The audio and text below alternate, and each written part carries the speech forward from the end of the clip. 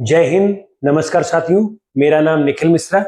आप सभी का हार्दिक स्वागत है हमारे YouTube चैनल श्योर सक्सेस में।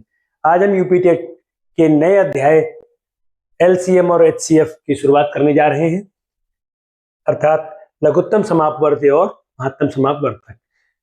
अगर हम बात करें लघुत्तम समापवर्ती या LCM की, इसको शॉर्ट फॉर्म में लासा भी कहते हैं।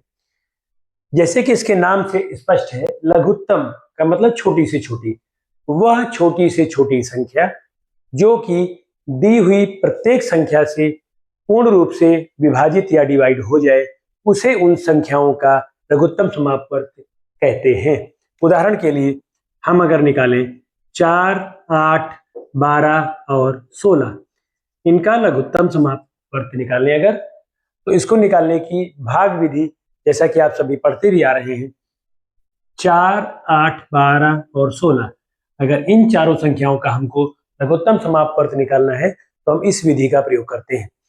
इसके लिए हम इनको बारी बारी से विभाजित करते जाते हैं, जहां तक कि इनके गुणनखंड हम होते जाते हैं वहां तक हम इनको डिवाइड करते जाते हैं।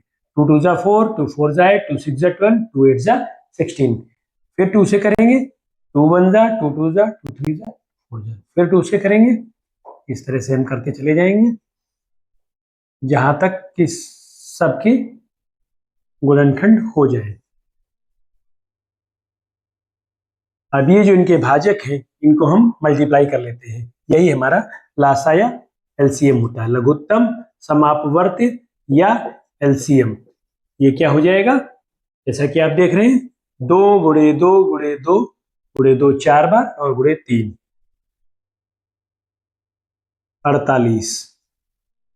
तो अब अगर हम देखें तो 48 वह छोटी से छोटी संख्या है जो कि इन सब से पूर्ण रूप से विभाजित हो जाएगी। चाहे 4 से हम इसको डिवाइड करें तब भी 12 आ जाएगा, 8 से करें तब भी कट जाएगा, 12 और 16 से भी कट जाएगा। तो इन चारों संख्याओं का जो लघुत्तम समापवर्ती है वो 48 हो जाएगा। अगला टॉपिक है हमारा महत्तम समापवर्तक या HCF। इसको हम हाईएस्ट कॉमन फैक्टर भी कहते हैं, शॉर्ट फॉर्म में मासा। ये क्या होता है, जैसा कि इसके नाम से क्लियर है, वह बड़ी से बड़ी संख्या जो कि दी हुई प्रत्येक संख्या को पूर्ण रूप से विभाजित या डिवाइड कर दे, उसे हम उन संख्याओं का महत्तम समापवर्तक कहते हैं। उदाहरण से समझते हैं। उदाहरण वही लेते हैं, 4, 8, 12 व 16 का महत्तम समापवर्तक या हाईएस्ट कॉमन फैक्टर HCF। इसको निकालने का क्या तरीका है, इसको निकालने का तरीका होता है गुणनखंड विधि के द्वारा। तो हम इन सभी के गुणनखंड निकालते हैं। 4 के गुणनखंड 8, 12 और 16। हाईएस्ट कॉमन फैक्टर इसके नाम से क्लियर है। 4 के गुणनखंड करें, 2 गुणे 2 8, 2 गुणे 2 गुणे 2 3 बार और ये 2 गुणे 2 4 बार। अब हम इनमें देखें कौन कौन से नंबर्स कॉमन है। ये इन सबके गुणनखंड हो गए। हम देखें 2 सब में कॉमन है, फिर ये 2, ये भी सब में कॉमन है। बस यही मैक्सिमम इन सभी में कॉमन है। तो हाईएस्ट कॉमन जो है क्या हो जाएगा, हाईएस्ट कॉमन हो जाएगा 2 गुणे 2 यानी कि 4। सो यहां से क्लियर है कि HCF जो है हाईएस्ट कॉमन है 2 गुणे 2 या 4। तो इन चारों संख्याओं का 4, 8, 12 और 16 का जो महत्तम समापवर्तक हो गया वो हो गया हमारा 2 गुणे 2 या 4। तो 4 ऐसी बड़ी से बड़ी संख्या है जो कि इन सभी संख्याओं को पूर्ण रूप से काट रही है। 4 से ये भी कट जाएगा, ये भी हो जाएगा, ये भी कट जाएगा और ये भी कट जाएगा। इसमें 2 संख्याओं एवं उनके लघुत्तम समापवर्ती और महत्तम समापवर्तक में संबंध की बात कर रहे हैं। अगर हमारे पास में 2 संख्याएं दी हुई हैं तो पहली संख्या गुणे दूसरी संख्या बराबर उनका लघुत्तम समापवर्ती और महत्तम समापवर्तक। कहने का मतलब फर्स्ट इंटू सेकेंड नंबर, इसको हम ये भी लिख सकते हैं ऐसे ही, first number into second number is equal to LCM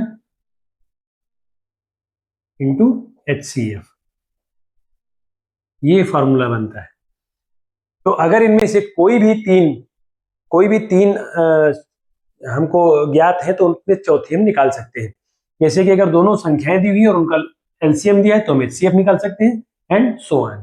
ठीक है, इसके बाद अगर हमारे पास दो भिन्न है, दो फ्रैक्शंस हैं, तो दो भिन्नों का जो लघुत्तम समापवर्त होगा वो क्या होगा, अंशों का लघुत्तम समापवर्त डिवाइडेड बाई हरों का महत्तम समापवर्त।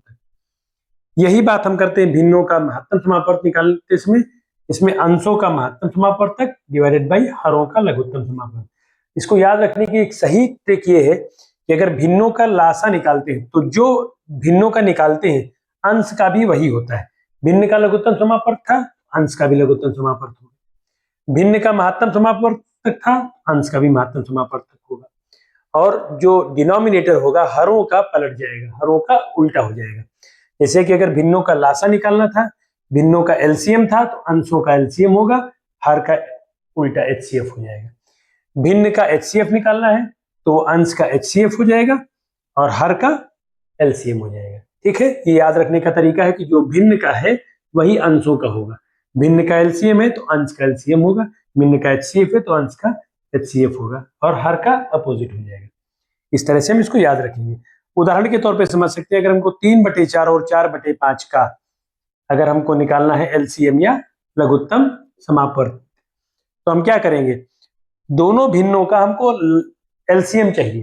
तो दोनों भिन्नों का एलसीएम हमने क्या बताया, भिन्नों का एलसीएम अंश का वही करेंगे, अंश का एलसीएम होगा 3 व 4 का लासा लघुत्तम समापवर्त या एलसीएम, और हर का 4 व 5 का एचसीएफ हो जाएगा या महत्तम समापवर्त हो जाएगा। अब 3 और 4 का अगर हम बात करें, 3 व 4 का एलसीएम क्या हो जाएगा, तो 3 और 4 का एलसीएम जो हो जाएगा, आप इस विधि से देख सकते हैं 3 और 4 का, तो हम ये कर लेंगे, 2 से काटेंगे फिर 3 से, तो इनका डिवाइड जो है ये आ जाएगा 12। और 4 और 5 का अगर हम महत्तम समापवर्तक देखें गुणनखंड विधि से, तो इनमें कोई भी कॉमन फैक्टर नहीं है, इसलिए हाईएस्ट कॉमन फैक्टर क्या है, एक ही मान सकते हैं। हाईएस्ट कॉमन फैक्टर फिर एक ही मानेंगे, ये बटे 1 हो जाएगा। तो इनका आंसर हो जाएगा हमारा महत्तम समापवर्त लघुत्तम समापवर्त जो है इन दोनों का, इन दोनों भिन्न का, उसका आंसर हो जाएगा 12।